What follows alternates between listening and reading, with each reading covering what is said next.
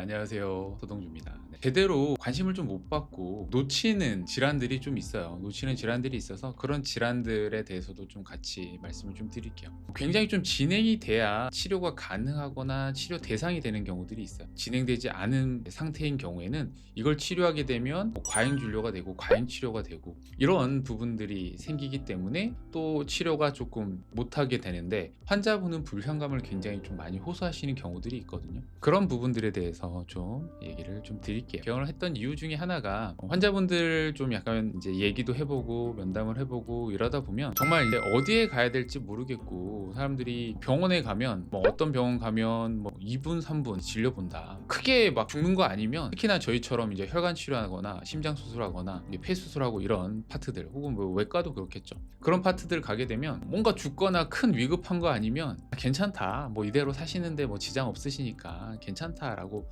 하시는 경우들이 굉장히 더 많아요. 많다 보니까 환자는 불편한데 정말 치료도 안 되고 진단도 안 되고 이런 경우들이 많아서, 이제 그것 때문에 저도 병원에서 많이들 좀 들어드리려고 하고 그런 부분들이 있거든요. 많은 분들, 환자분들 보면서 치료하면서도 좀 아쉬웠던 부분들도 있고, 하면서 여기를 조금 더 적극적으로 좀 치료할 수 있는데, 이게 현실적으로 여러 사실 장애물들이 있거든요. 장애물들이 있어서 치료를 못했던 부분들이 있어서 그런 부분들이 아쉬웠는데, 이거를 저도 이제 준비를 좀 계속하면서 테스트도 많이 하고 이런 장애물을 어떻게 넘어서고 적극적으로 치료를 할 수 있을까 하는 생각들을 하면서 좀 많이 치료법들도 많이 찾아내게 됐죠. 사실 이제 직접적으로 이제 환자들을 좀 보다 보니까 약간 힘든 환자분들도 있지만, 굉장히 좀 고민을 많이 가지시는 환자분들이 있습니다. 치료를 어떻게 해야 될지. 그래서 지금 펠트님이 질문하신 이 질문 중에 하나가, 종아리의 실핏줄이 살짝 굵은 느낌이고 색이 푸르스름한 편인데 레이저 시술도 없앨 수 있을까요? 라고 하시는데요. 혈관 사이즈에 따라서 제가 이제 오늘 또 말씀드리고 싶은 주제 중에 하나가, 하지정맥류 치료는 보통 크게 1세대, 2세대, 3세대 이렇게 방법들을 많이 얘기합니다. 1세대는 수술이다, 2세대는 레이저나 고주파 같은 열로 유용한 치료다, 3세대 같은 경우는 베나실, 클라리베인, 플레보리그까지 이런 약물을 주입하는 치료 방법들이 있다라고 얘기를 드리거든요. 그리고 이렇게 이제 작은 혈관들, 살짝 피부 밖으로 관찰되는 약간 녹색빛이 나는, 파란빛이 나는 이런 혈관들, 혹은 빨간색의 약간 실핏줄들 있잖아요. 이런 실핏줄에 대해서는 경화 치료를 할 수 있다 라고 얘기를 합니다. 그래서 이렇게 이 틀 안에서 저희가 시술을 보통은 얘기를 하게 되는데, 솔직한 얘기로 아주 작은 혈관들이나 피부, 그러니까 다리 전반적으로 관찰되는 실핏줄 같은 경우는 경화 치료하기가 굉장히 좀 어려워요. 경화 치료에 저는 개인적으로 치명적인 단점이 있다고 봐요. 재발도 생길 수 있습니다. 경화 치료, 주사 치료를 해도 재발 확률이 한 20-30% 이상은 되니까 재발도 분명히 영향이 있지만, 굵은 혈관 같은 경우는 치료가 좀 잘 안 되기도 하고, 그리고 실핏줄들, 작은 혈관들 같은 경우는 경화 치료 자체가 혈관을 염증을 일으키고 혈관을 약간 손상시키는 거거든요. 혈관 자체를 손상시켜서 변화를 주다 보니까 일부 이제 염증 반응들이 생길 수밖에 없어요. 특히나 이제 동양인들 같은 경우는 피부색이 그래도 약간 타입이 아주 밝은 편은 아닌 경우들이 대다수잖아요. 이런 경우에는 멜라닌 활성이나 이런 것들이 좀 더 잘 되기 때문에 색소 침착이 좀 잘 생기는 경우들이 많습니다. 저도 치료를 계속 하다 보면 치료는 잘 됐는데 색소 침착이 생겨서 환자분이 되게 부작용을 호소하시는 경우들이 많습니다. 그래서 그런 측면에서 경화 치료 같은 경우는 좀 치명적인 단점이 있다라고 얘기를 좀 드리는 편이죠. 우리가 이제 요즘 2세대, 3세대 방법이라고 알려져 있는 고주파 레이저가 굉장히 오래된 치료 방법 같잖아요. 이거 무슨 한 60년대부터 했던 치료 방법 같잖아요. 그런데 실제 이 치료 방법도 거의 2000년대 초반에 국내에 이제 시작됐던 치료 방법이긴 해요. 그래서 이런 치료 방법이 있고, 이게 한 2010년대 들어오면서 2세대 레이저나 고주파 같은 열 치료가, 다른 것들은 특별히 여러 가지 세대 화장이나 이런 것들이 발전하면서, 기술들이 발전하면서 굉장히 좀 좋아지긴 했어요. 그리고 초반에는 레이저 때문에 신경 손상도 많이 생기고 멍도 굉장히 많이 심하게 생기고 혈관벽을 터트리는 경우도 많아서 이제 그런 부분들이 많았는데, 세대가 발전하면서 굉장히 좀 발전했지만 그래도 치명적인 약점이 뭐냐면, 무릎 아래쪽에 있는 혈관에 대해서 신경 손상의 우려가 좀 있다라는 거예요. 그러니까 신경이랑 혈관이 거의 붙어 있기 때문에 신경 손상의 우려가 있어서, 그 부분에 대한 우려가 있어서 나온 게 한 2010년대 클라리베인이나 그 이후에 베나실 같은 이런 치료 방법들이 나오게 된 거거든요.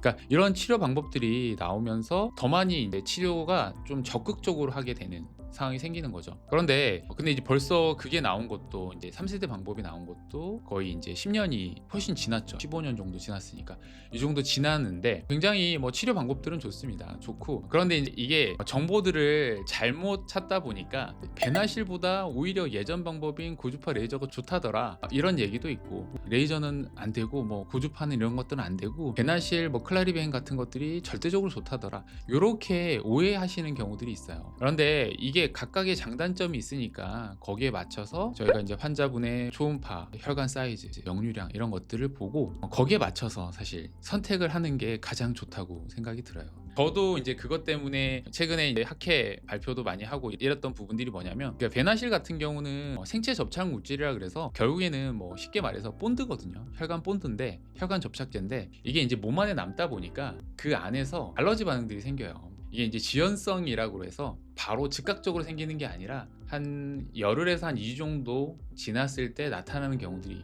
꽤 많아요. 그게 서양인들은 그렇게 많은 편이 아닌데 약간 동양인들이 좀 많은 편이에요. 특히나 이제 한국 분들이 이런 알러지가 좀 많이 올라오는 편입니다. 평균적으로 15%에서 한 25% 정도까지도 보는데 저희가 거의 해피콜처럼 수술 받으신 분들은 연락을 좀 드리고 피드백을 계속 받아요. 베나실을 이제 하고 나서는 알러지가 약간의 경미한 알러지 정도는 대다수가 일어나는 경우들이 많습니다.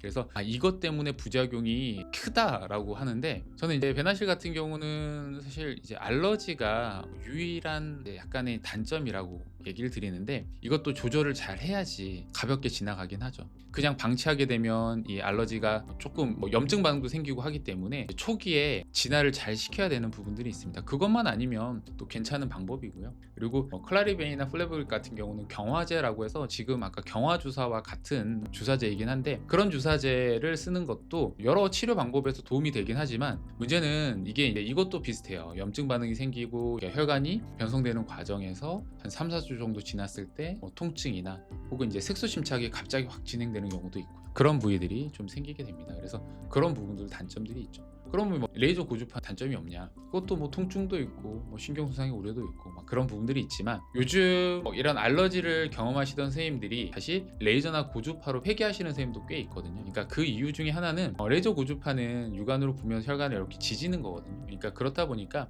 치료하면서 내가 약간 굵은 혈관이나 역류가 심한 혈관에서는 치료가 조금 더 제대로 되는 경우들을 육안으로 내가 눈으로 치료되는 과정들을 보면서 치료하기 때문에 그런 부분 때문에 아마 조금 회귀하시는 선생님도 계시는 것 같아요. 하지만 그 장점을 잘 이용하게 되면 각각의 장점을 잘 이용하게 되면 치료나 재발에서도 긍정적인 영향이 있으니까 그런 부분들은 충분한 상담을 통해서 진단을 받으시고 상담을 받으시면 좋을 것 같고요. 이제 4세대가 나오기 시작하면 이제 4세대가 이제 외부에서 초음파를 피부 밖에서 초음파를 쏴서 혈관을 이렇게 폐쇄하는 방법들이 개발돼서 지금 국내에서는 또 임상 중이라고 알고 있어요. 우리가 초음파 하면 이제 얼굴 피부에 하는 울세라랑 같은 원리죠. 그러니까 그 울세라 같은 초음파가 혈관을 타겟을 해서 굵은 혈관을 이렇게 폐쇄해주는 방법들이 나오게 될 겁니다.